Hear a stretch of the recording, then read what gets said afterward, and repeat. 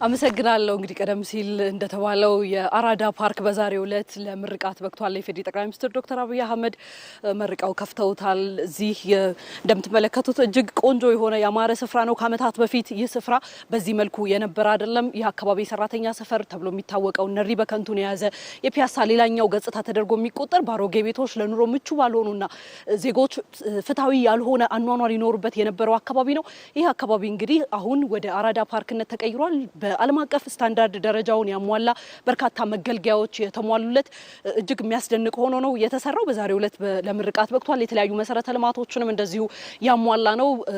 ስራው ፓርኩ ሲከወንለት የእግረኛ መንገዶችን ጨምሮ ለሳይክል የተመቻቸለት ሆኖ ነው የተገነባው። ይህ እንግዲህ የወንዞች ዳርቻ ልማት ጋር አብሮ የተጣመረ ፕሮጀክትም ነው የአራዳ ፓርክ። በዚህ የሚያልፉ ወንዞችን ተከትሎ የሚሄድ ዳርና ዳሩ በከፍተኛ ሁኔታ ልማት የተከወነለት ነው። እጅግ ዘመናዊ የሆኑ መገልገያዎችም እንደዚሁ የተገጠሙለት ነው። የህፃናት መጫወቻዎች በፓርክ ውስጥ በትንሿ ከተማ ውስጥ ህፃናት ያዩ የሚያድጉት ወደፊት ሙያቸውን የሚተገብሩበትም ሁኔታዎች እንደዚሁ የተመቻቹላቸው ቦታዎች የተከፈቱበት ነው። የተለያዩ ፋውንቴኖች የተሟሉለት ከዛ በላይ ደግሞ ኢትዮጵያን ሰንደቅ ዓላማዋን ከፍ አድርጎ ሊያሳይ የሚችል እስከ 100 ሜትር ርዝመት ያለውና ሰንደቅ ዓላማ ሊሰቀልበት የሚችል ከየትኛውም አካባቢ ሊታይ የሚችል የብሔራዊነት ምልክት የሆነውንም ሰንደቅ ዓላማ መስቀያ እንደዚሁ የተካተተለት ቦታ ነው። የንግድ ማዕከላት በስፋት የተካተቱበት ነው።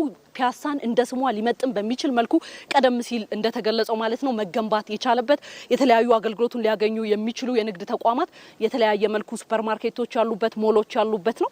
ዜጎች ደግሞ ይህንን አገልግሎት አግኝተው መሄድ ሲፈልጉ እዚሁ ፓርኪንግ የተሟላለት በአንዴ በርካታ መኪኖችን ማቆም የሚችል ከስራ አንደርግራውንድ ፓርኪንግ የተገጠመለት ነው። ሁሉም መሰረተ ልማቶች እጅግ በሚያምር መልኩ የተሟሉለት ነው። ከዛ ባሻገር በውሃ የሚደንስ እሳታማው እንደዚሁ ፋውንቴንም የተሟላለት ሆኖ ነው የተገነባው። እጅጉን ቅንጡ በሆነ መልኩ እጅጉን ፒያሳን እንደ ስሟ ፒያሳ ሊያደርግ በሚችል መልኩ ነው የአራዳ ፓርክ እንግዲህ ተገንብቶ የተመረቀው። ይህ ሂደትም ከወንዞች ዳርቻ አጠቃላይ ጋር ልማትና ከፍሬንድሺፕ ታች ድረስ ካለው ልማትም ጋር አብሮ ተሰናስኖ የሚሄድ ነው ማለት ነው።